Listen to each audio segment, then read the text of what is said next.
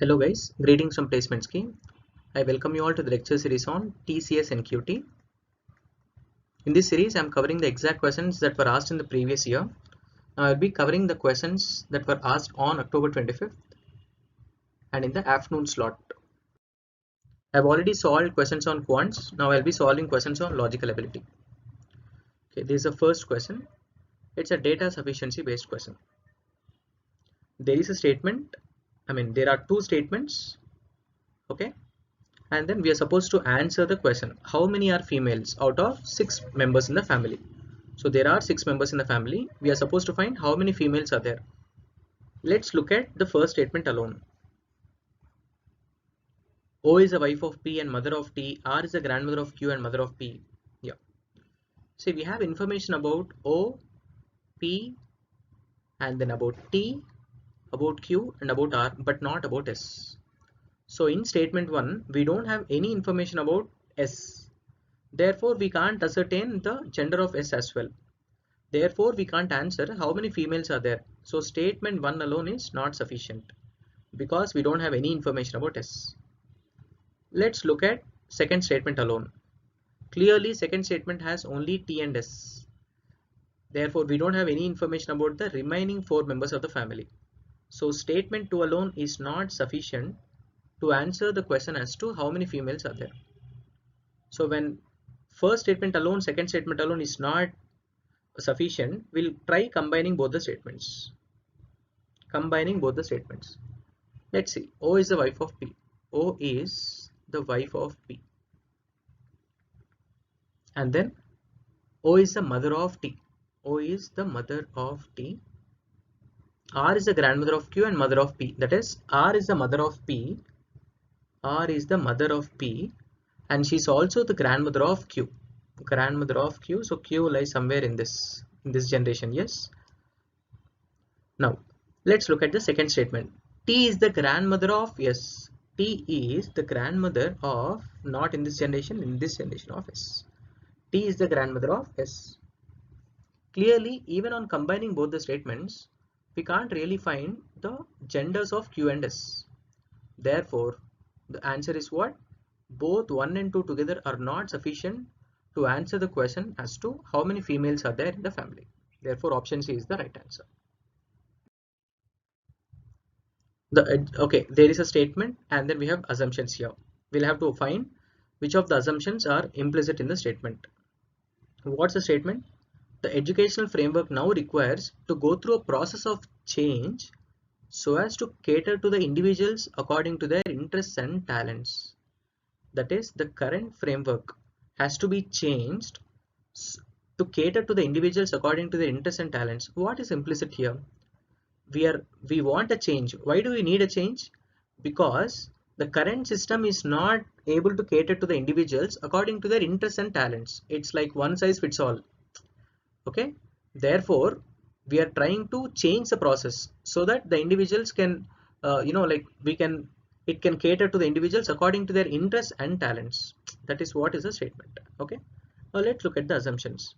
The current educational system is geared to mainstream individuals without due regard to their unique personalities. That is absolutely implicit, right? The current system is not able to cater to the individuals according to their unique personalities. Therefore, we are looking for a change. Therefore, assumption 1 is implicit. And then the learners find less scope for their nurturing, for their individual interests and talents in the present system. Yes, this also makes sense. Yes, the current system doesn't cater to their interests and talents. Therefore, the learners find less scope in the current system. Therefore, both the first and the second assumptions are implicit. Therefore, option D is the right answer. Which is a wrong term in the given series. Okay, so let me write the terms first. VCU, then we have TEO, QHJ, MLE, HQC, and then PWA. Let's also replace these alphabets with their corresponding position numbers so that it's easy to compare. V is 22, C is 3, U is 21, T is 20, this is 5, this is 15, Q is 17, H is 8, J is 10, and then M is 13, L is 12, E is 5, H is 8, Q is 17, C is 3, B 2, and then W is 23, and A is 1. This is what we have. Now we are to find what is a pattern that links all these terms, right? Let's look at the first term alone, as in the first alphabet alone in each of the terms. We have 22 and then 20, 17, 13, 8, 2. Let's see if there is any link. 22, 20, 17, 13, 8 and 2. So here clearly there is a difference of 2, there is a difference of 3, there is a difference of 4, there is a difference of 5 and 6. So there is a pattern here. Okay. Now let's see.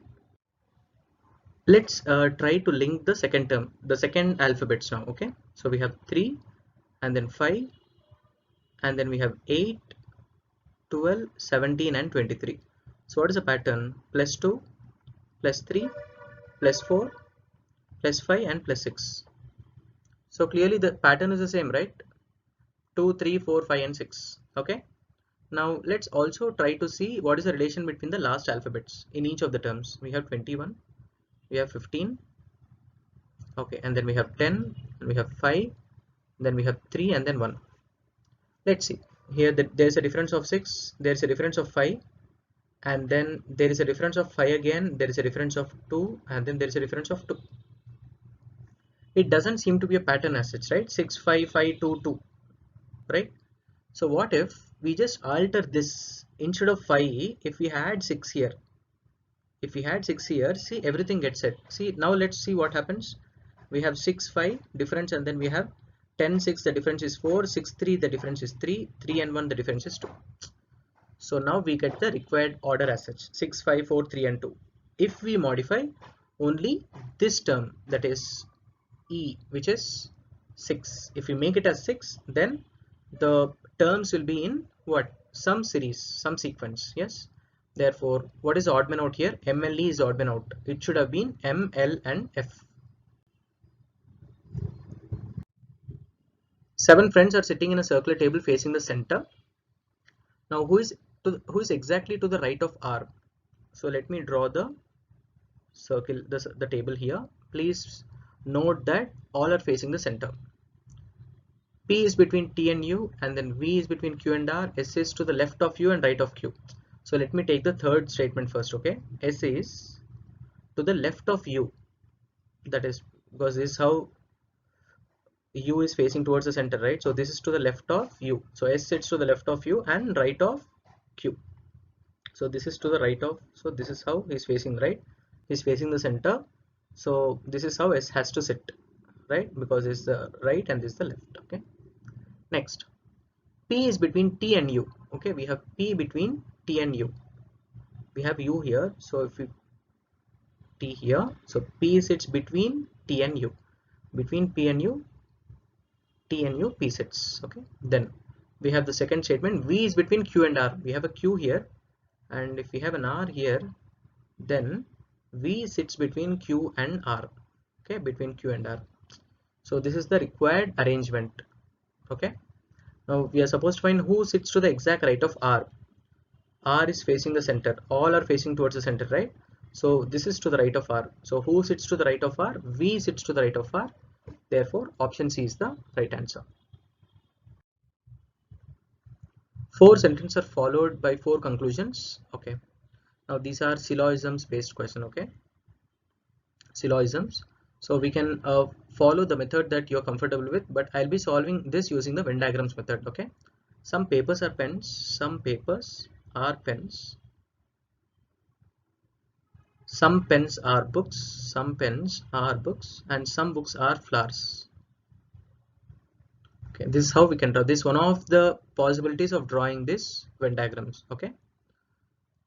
Now the conclusions are some flowers are papers, some flowers are papers. So clearly this is where this is the circle representing papers and this is the circle representing flowers. There is no link between paper and flower in this Venn diagram. Therefore clearly this should not be a valid conclusion, because if you are concluding something, it should satisfy all the possible Venn diagrams. We have drawn only one possible Venn diagram and the first conclusion hasn't even satisfied that Venn diagram. Therefore clearly that's incorrect. Similarly, some books are papers. Again, there is no link between books and papers, because these where books are and these where papers are. So there is no link between books and papers. That is, some books are not papers. Yes. So therefore this is definitely incorrect. Similarly, some papers are books. Again, we have papers here and then books here. So again, there is no connection between paper and books. This is also not a valid conclusion. No paper is a flower. No flower is a paper. In this case, there is a link between flower and paper. Do we have a link at all? No flower is a paper. No, right? Here also we don't have link. No flower is a paper. Yes, there is no link between flower and paper at all. But still, can we conclude that this is a valid conclusion? Not really. Why? Because this is one possible Venn diagram. What is one more possible Venn diagram? We can assume that all are something like this. Yes,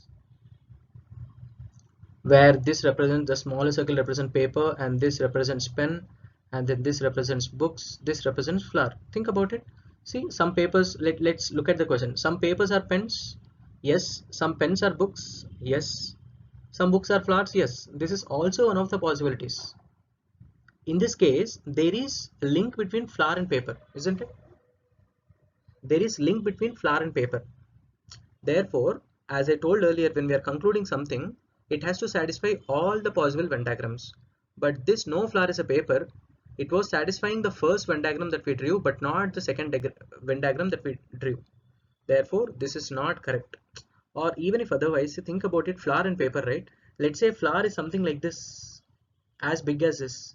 And then this where we have paper, okay? And then we have pens, some papers are pens and some books are, some pens are books, something like this. So this is also one of the possibility, right? See, therefore you can't really say that there is no relation between paper and flower at all. Is it clear? Therefore fourth conclusion is also not possible. So then what can we conclude? So none of this is true, but there is a possibility of complementary pairs. Okay, what is a complementary pair? Let me show with an example. In this case, let's take option A. Either 1 or 2 or 4 follows. So what is 1? Some flowers are papers. That is, there is something common between flowers and papers. Okay. Or what is 4? No flower is a paper. No flower is a paper. There is nothing common between flower and paper. Okay. So these two are complementary to each other. That is, either this or this should definitely happen. Think about it. If there is a flower and a paper, what are the two possibilities that we have? Either something should be in common between flower and paper, or there is nothing common between flower and paper. These two are complementary. That is, one of these two should definitely happen. Therefore, option A is definitely correct. Is it clear? Similarly, if you look at option B, either 2 or 3 follows. What is 2 or 3? Some books are papers, some papers are books. They are not complementary pairs, so we can eliminate this. And then C option is also same as A. Therefore, in the exam you can mark either A or C. Both should fetch you the marks. This should have been typo error. Okay. Then either 1 or 2 follows. Again, the 1 and 2 are also not complementary pairs, because here we have flowers and papers, and here we have books and papers. Some flowers are papers, some books are papers. These are not complementary pairs. Therefore, clearly option A is the right answer. In a certain code, yeah, it's a blood relations based question. Okay, we have to find which equation shows that the Z is the mother-in-law of W. See, let's try to eliminate options based on the gender. Okay, let's eliminate options based on gender. What do I mean by that? We know that Z is the mother-in-law of W. That is, Z has to be a female, right? Z has to be a female. Let's see which options has Z as female. Okay, let's look at option A. W at the rate of X, Z is towards the end. So let's look at this statement alone. Y hash Z. Y hash Z. So Y hash Z is what? Y is the son of Z. Right. We know Y is the son of Z, but we are not sure whether Z is male or female, right? So the gender of Z is not known here. Therefore, clearly option A is the wrong answer. It can be eliminated. Yes. Then let's also look at C, which is W hash X, $X hash Y at the rate of Z. Okay. Now let's only look at Y at the rate of Z. What is Y at the rate of Z? Where do we have it? We have here, right? y at the rate of z, that is y is the wife of z. So y is the wife of z, that means z is male here, but we know that z has to be a female, therefore option C can also be eliminated. Now we only have two. Let's try to draw the family tree for these two, okay, and let's see which one of this makes sense in this context, that is z has to be mother-in-law of w. Okay, let me try with option B first. W has z, that is w is the son of z, w is the son of z. Okay, then z at the rate of y, that is z is the wife of what, y, z is the wife of y. Okay, this is also done. Finally we have y dollar x. Y dollar x, where is it? Y is the husband of x. Y is the husband of x as well, which is not a legitimate relationship in first place, because y is married to both z and x, right? So which is not possible. Even if otherwise z is not the, I mean, mother-in-law of w, right? So this is clearly eliminated, right? Yeah, actually we can eliminate this using this itself, right? W has z, right, where z is the mother of w. We know that z has to be mother-in-law, so option B is eliminated, therefore option D should be the right answer.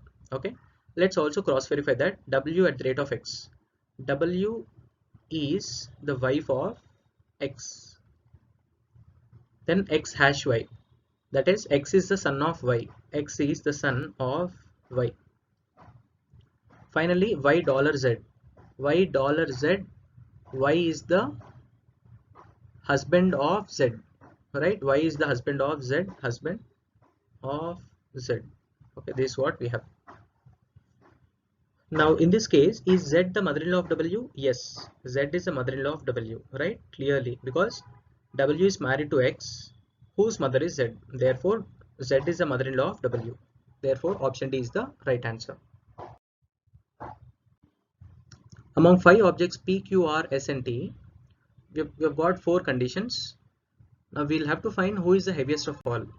Okay, R is as heavy as T. So let me write those here. R is twice as heavy as T. R is equal to 2T. P and S together are as heavy as Q and R together. Similarly, P and R together are as heavy as Q and T together. Okay. And finally, we have P and Q together are 1.5 times as heavy as R and S together. Okay. So we've got, basically we've got what, 4 equations. We are supposed to solve these 4 equations and try to ascertain which of these objects is the heaviest. Okay, so let's try to solve the equations. Let me represent this with 2. Okay, let me take a different marker for your understanding. Let's take this as 2, this as the third equation, this as the fourth equation, and this as the first equation. Okay, let's first solve 2 and 3. Let's solve the second and the third equations. Okay, we have p plus s is equal to q plus r, p plus r is equal to q plus t. So since we have p plus r here, so I'll try to transpose this r to this side. So what do we get? We get p minus r is equal to q minus s. So this is the second equation. Okay, and then I'll write the third equation as such: p plus r is equal to q plus t. Okay, so what do I do? So let's subtract these two equations. Okay, so that we can cancel out p's and q's directly. Okay, p's and q's get cancelled. So minus r you get minus 2r is equal to minus s minus t. So you get 2r is equal to s plus t. We already know that r is 2t. So we get 4t is equal to s plus t. Therefore you get s is equal to 3t. Fine. So we have also got the value of s now. Okay, r is equal to 2t, s is equal to 3t. Therefore r can definitely not be the heaviest, because s is thrice t, which is greater than r. Okay, so we have eliminated one option now. Okay, we have solved 2 and 3, right? So let's try to substitute this s is equal to 3t in 2. Okay, substitute, let me name it as 5. So substitute 5 in 2. Let's see what happens. So we get p plus s, that is 3t, is equal to q plus r. Q plus what is r? It is 2t. So what do we get? We get p plus t is equal to q. That's what we get. Okay, Let me name it as 6, equation 6. Let's substitute this 6 in the last equation. Okay, let's substitute 6 and all others in equation 4. Let's see what we get. P plus Q. So instead of P, instead of Q, I'll write it as P plus T. So P plus, instead of Q, we have P plus T is equal to 1.5 times R plus S. You know, R is 2T and S is 3T. So I'm substituting that. So we get 2P plus T is equal to 1.5 into 5, that is 7.5 into T. Therefore we get P value as we get 2P is equal to 6.5 T, P is equal to 3.25 T. Okay, so S is 3T, P is 3.25 T, and we know that Q is P plus T. So what is Q? P plus T, that is 4.25 T. Therefore, which is the greatest of all? Clearly Q is supposed to be the greatest of all, right?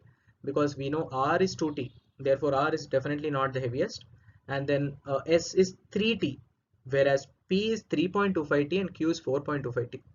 Option C is the right answer.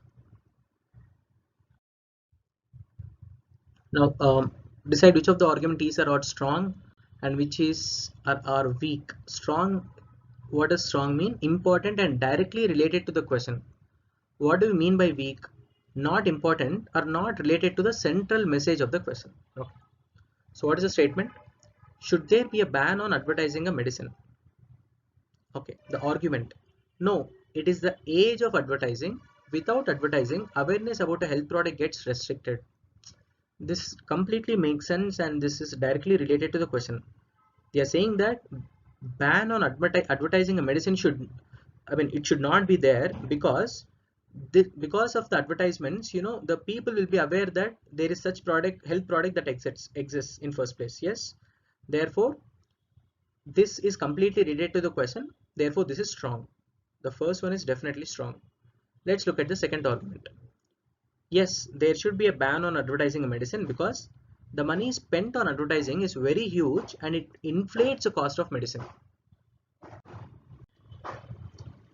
Therefore there should be a ban on advertising a medicine. This also is directly related to the question. The first one says no, it should not be banned, whereas second argument says yes, it has to be banned because the advertising cost, you know, it inflates the cost of the medicine in first place. Therefore both these arguments are directly related to the question. Therefore both are strong. Therefore it is option B. There is a group of 5 friends and then P is second in height but younger than R, Q is taller, younger. Okay, so it's something related to height and age, right? Height and age of group of 5 friends. Who are those? P, Q, R, S and T. Okay, but what are we supposed to find? We are supposed to find who will be in the third position if all the friends are arranged in ascending order of their heights. Ascending order, that is small to big. Small to big. Okay, so of their heights. Therefore, we need not really worry about the constraints that involve ages. We are only concerned about the heights. Okay, let's look at it. P is second in height. Second in height, that is, he is the second tallest. Okay, therefore, if I write it as 1, 2, 3, 4, and 5. 1, 2, 3, 4, 5. The small to big. Okay, so P takes this position because he is second tallest. Okay, so P's height is like I'm representing his rank should be 4. Okay, now Q is taller than S. Q is taller than S. Okay, R and S of same age. Okay, R is shortest in the group. R is the shortest. Therefore, R clearly takes the first position, right? Because R is supposed to be the shortest. Okay, now T is taller than Q. T is taller than Q. Okay, now P is not the youngest and so on and so forth. Yeah, now so this is the condition that involves the heights of T, Q and S. Okay, so T's height should be greater than Q's height should be greater than S height. So therefore who should be the heaviest, who should be the tallest of all? Clearly T should be the tallest of all. So T comes here. Then Q is taller than S. Therefore Q should come here and then S should come here. Because we are arranging them in what? Increasing order of their heights. Therefore clearly who will be in the third position? Q will be in the third position. Therefore option A is the right answer. So in this question, since the we are supposed to find who will be in third position with respect to heights, we are neglecting all the constraints with respect to their ages. Okay. In a certain code, P plus R means P is son of R. Again, it's a blood relations based question. Okay. Which of the following is true? So let's first draw the family tree. Okay. A plus B. What is A plus B? A plus B means A is the son of B, right? So A is the son of B. Fine. B minus Q. So what is it? B minus Q. What does that mean? P minus R is the wife of R. Who is the wife of R? I think P is the wife of R. Okay. I think it's not correctly given. It's P minus R is what? P is the wife of R. Okay. So therefore, what is B minus Q? B is the wife of Q. B is the wife of Q. Then Q plus S. Q plus S. That is Q is the father of S. Q is the father of S. Fine. So this is what we have. Okay. That is A and S are supposed to be the siblings, right? Okay. Which of the following is true? A is the grandson of S. A is the grandson of S. No. S is the uncle of A. S is the uncle of A. No. A is the brother of S. Yes, definitely. Because A is the brother of S, right? Okay. A is the sister of S. No. We know that A's gender is male, right? Therefore, A should be the brother of S. Therefore, option C is the right answer. Okay. 8 cricket teams A, B, C, D, E, F, G and H played one-day matches with one another. Every team played one match with every other team at the league stage. That is, A played matches with all the other. So A with B, A with C, A with D, A E, A F, A G and A H. So we have 7 games, right? Played by A with others. Now similarly B also plays with every other, right? But BA is already counted here. So we'll only count B to C, BD, BE, BF, BG and BH. That is 6 games will be played. Okay. Because BA is already counted here. Therefore we don't have to count it again, right? Therefore we are not counting that. Okay. Similarly with respect to C, we have CD, CE, CF, CG and CH. Because AC match is already counted here, and similarly BC match is also counted in this. Therefore those two we are not counting again. Therefore clearly we only have what? 5 here. Similarly, if you keep writing, you finally get what? 7 plus 6 plus 5 plus 4 plus 3 plus 2 plus 1. Therefore total matches are how many? 7 into what? 8 by 2. So we get totally 28 matches that are played among A, B, C, D, E, F, G and H. I hope this is clear for everyone. There are totally 28 matches that are played among themselves. Okay. Where each one plays with every other team. Okay. Fine. So 28 matches. Please remember that. 28 matches in all in the league stage. In each match, the winning team earns 2 points and the losing team did not earn any point. Therefore, if 28 matches are played, what should be the sum total of all points? We know that in each match, 2 points will be awarded to the winning team. So totally how many points should be there? 56 points should have been there in all, right? In all the 28 matches put together. Please remember that as well, okay? The winning team earned 2 points, losing team did not earn any point is fine. A won only one match. So let me represent that here. A, B, C, D, E, F, G and H. Let's say this represents the number of matches won, this represents the number of matches lost, and then total points. Okay, so let these represent the entire data that's given. Okay, fine, this is all that we have now. See, A won only one match. We know that each of them plays with every other team.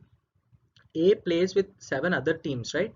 So each of them plays 7 matches in all. So A plays 7, B also plays 7, C plays 7, D plays 7, so on and so forth. Yeah, each of them plays with every other team. So each of them plays 7 matches in all. So A won exactly 1, that is A lost 6. Therefore, what is the total points?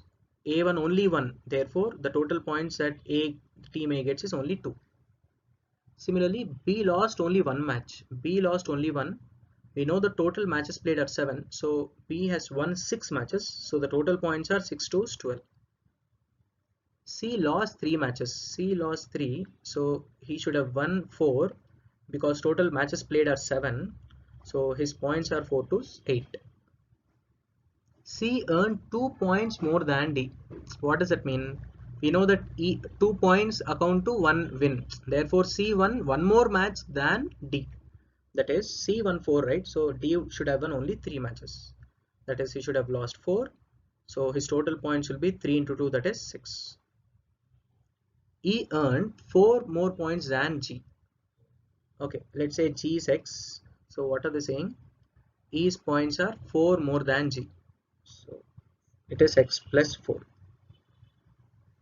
And G earned the same point as H. So G and H, they earn the same point. Okay. What else? E and F together earn 16 points. E and F together they earn 16 points. Okay. Let's also remember that. Now, after the league match, the top 2 teams played the final match, and the team scoring the second highest in the league stage won. Okay. So now we are supposed to find what are the other we'll have to fill the grid now. Okay, so because we have in terms of X now, right? Let's fill this. How can we do that? We know that the total points is 56, right? That we've already seen, because each match corresponds to 2 points. So 28 matches are played, that gives rise to 56 points in all. Therefore, let's add the total points. A is 2 plus B 12 points, C 8 points, and then D is 6 points. And you know E and F together is 16. So I'm just taking that E and F together is 16. Plus you have G is X and then H is also X. So together this should sum up to 56. Let's see what is the value of X. Okay, so 12 plus 8 is 20, and then 20 plus 8 28, 28 plus 16 is 44, so we get 44 plus 2x is equal to 56. So we get 2x is equal to 12, so we get X as 6. Therefore G and H, their points are what, 6 each, whereas E is 6 plus 4, X plus 4, that is 10, and then we know E and F together is 16, so F is also supposed to be 6. Okay, so we know we can also find the number of matches won, right? Because 10 points, so 5 are won, 6 points, so they've won 3 each. Okay, now we know that the one who scored the second highest in the league stage won the tournament. So who is the one who scored the second highest here? You know, B is supposed to be the first highest, and then E is the second highest. Therefore, finally there was a match played between B and E, out of which E won. Therefore, what is the answer? It is option C, which is E. Read the following information and answer the given question. Okay, a public charitable organization decides to select a candidate for the post of program coordinator for a health project based on the following criteria. Okay, there are 3 conditions. This is with respect to degree, this is with respect to, the second one is with respect to experience, third one is with respect to the bond. Are they okay with the bond? Yeah.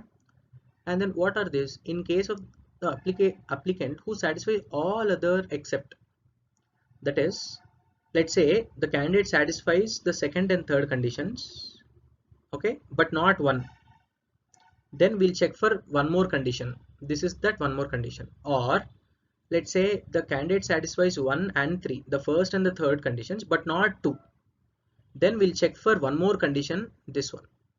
And then this, the candidate satisfies 1 and 2, the first and second, but not 3, then we have this additional condition to be checked.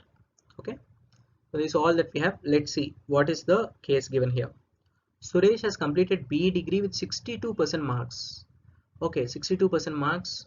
So we know 60% is required, so he scored 62, so condition 1 is satisfied. Then he's been working as a project manager for the last 3 years. Okay, he has work ex of only 3 years, right? Therefore he's not satisfying the second condition. Finally, he's ready to execute a bond of 3 years, so he's ready for the bond. Therefore 1 and 3 are satisfied but not 2. Therefore we'll have to check the additional condition. Which one? This is the condition that we are supposed to check, this condition, right? Because he's satisfying 1 and 3 but not 2. Let's see what this is. He has 3 years full-time experience as a program manager. Yes, he has 3 years of experience, right? 3 years of experience in government funding health project as a project manager, right? Program manager, project manager, they are the same, right? Therefore her case is to be referred to the project director. Therefore, since this guy has satisfied the 1 and 3 condition but not 2, you have checked for one additional condition which he is satisfying. Therefore, his case should be referred to the project director, which is option A. A statement is followed by 3 courses of action, assuming everything in the statement to be true. Which of the following decide which of the suggested course of action logical loop follows for pursuing. Okay, the decision to be taken for follow-up or improvement in regard to the problem. Okay, now what is the statement? Of late, it has come to the notice of the municipal authorities that a large section of people in certain sector are suffering from waterborne diseases. So there is a problem which has come to the notice of the municipal authorities that there is some problem with the waterborne diseases, okay, in a certain sector. Now what are we supposed to do? We are supposed to do something to it. We'll have to take a decision to either improve the condition or follow that up. Yeah. Let's look into the course of action. All the hospitals and healthcare workers should be kept on high alert to address the emerging situation and proper medical attention to the affected. Yes, since the cases are increasing, large section of the people are suffering from these diseases. Therefore, yes, the hospitals and healthcare workers should be alerted to address the people who are affected. So this completely makes sense. Yes, this definitely improves the situation. This, yeah, to reduce the effect. Yeah. Let's look at the second course of action. A body of specialists should soon be constituted to survey water supply network in the city to correct any systematic errors responsible for spreading the disease. Yes. So just not addressing the current issue, we should also see as to what is the root cause. Okay. So therefore, a body of specialists were appointed to see as to what is the error as to why this diseases are spread. Okay. So to correct the errors that are responsible for spreading the disease. Okay. The first one is to address the issue, like address the the, as in we will have to cater to the medical attention of the affected. Okay, they'll have to be treated properly. And the second one is we should prevent from others getting infected. Therefore, we are seeing what is the root cause and trying to prevent that error from further happening. Okay, so therefore the second one also makes complete sense. And then the third one, the municipal authority should issue an advisory warning for people not to drink piped water and depend on other water sources. This really doesn't make sense because we are trying to avoid the issue in first place. We are just saying, okay, stop the pipe drinking water and try to depend on other water sources. If so, the others, they'll exploit the condition, right? They'll exploit the situation and try to sell the water, and also we may not be sure of how the other water sources are, right? Therefore, this is definitely not addressing the issue at all. We are just avoiding the issue, trying to say, okay, don't stop the drinking water, stop the pipe water to drink. This doesn't make much sense. Therefore, the 3 is not correct. Therefore, only 1 and 2 follow, which is option D. In the following diagram, the rectangle stands for engineers. Okay, rectangle is for engineers, and then the circle stands for teachers, the triangle for lawyers, so on and so forth. Okay, the numbers in the different segments are also shown here. Okay, how many engineers are lawyers as well as doctors? How many engineers are lawyers? Lawyers, what is it? It is triangle, right? Triangle is for lawyers, and then square is for doctors. Square is for doctors. Now what are we told? How many engineers are lawyers as well as doctors? That is, we are supposed to find region which is common to lawyers, doctors as well as engineers. The region which is common to all the 3. Let's look at this. The region that is common to rectangle, triangle and square. Rectangle is this. Okay. And then triangle. Okay, this is triangle, I'm sorry. And then this is rectangle. And then this is square. Sorry. This is square, right? Just trying to show you the figure here. Yes, this is a square that we have. Now think about it. What is common to all the figures here? Clearly, what is common to all the figures, which is common to triangle, rectangle and square? 5 is the only region that is common to all the 3. Therefore, That region represents the engineers who are lawyers as well as doctors. Therefore, option D is the right answer. If you get confused, so you can first look at it as engineers are lawyers. Engineers, lawyers, so the region common to rectangle and triangle. Rectangle and triangle, what is common? This 5 is common, 14 is common, as well as 5 is common. Yeah, so this is the region that is common to engineers and lawyers. Then we should also see which of these also falls in the square, which is doctors. So which of these three falls in square also? It is only this 5. Therefore, there are 5 engineers who are lawyers as well as doctors. Okay, the last question. 4 subjects were taught in each of the consecutive periods starting from 8 a.m. At what time was the science period scheduled? So what are we told? We are told that 4 subjects were taught which are of 1 hour each starting from 8 a.m. So 8 to 9 one class, 9 to 10 one class, 10 to 11 one class, and 11 to 12 one class. So there are 4 subjects and each of the subjects is taught for 1 hour each. And these are the 4 subjects. Okay, now what are we supposed to find? We are supposed to find when was the science period scheduled. Okay, let's look at the first statement alone. Maths period started from 9 a.m. Okay, maths started here, which was preceded by Hindi. That is, first it should have been Hindi, then it is maths. Okay, now with the statement 1 alone, can we answer when was science scheduled? Still, science could have been scheduled in the 3rd period or 4th period. So we can't be really sure of when the science period is scheduled. Therefore, statement 1 alone is incorrect. As in, we can't answer uh, the question using statement 1 alone. Okay, let's look at statement 2 alone. English was scheduled in the last. Yeah, statement 2 alone. English was scheduled at last. This really doesn't answer as to when the science period was scheduled. So this is also incorrect. Then Hindi period was scheduled at some time before science. Hindi was scheduled sometime before science. So that means science can't be in the first position, right? Because Hindi is scheduled before science. That is, science can be here or here or here, right? But not in the first position. Okay. Therefore, this also doesn't clearly say us, when is the science period scheduled. So therefore, statement 3 alone is also not sufficient. What shall we do? Then we'll take the combinations. Let's statement 1 alone incorrect, statement 3 alone is not sufficient. These two are incorrect, and statement 2 alone is also insufficient. Therefore, we can straight away say that option B is the right answer. Statements 1 and 2 together are sufficient. Let's check that. If we combine these two statements, what do we get? We get English to be the last period. Therefore, clearly we can say that science is the 3rd period. Therefore, on combining statements 1 and 2, we can answer the question. Therefore, option B is the right answer. Thank you guys.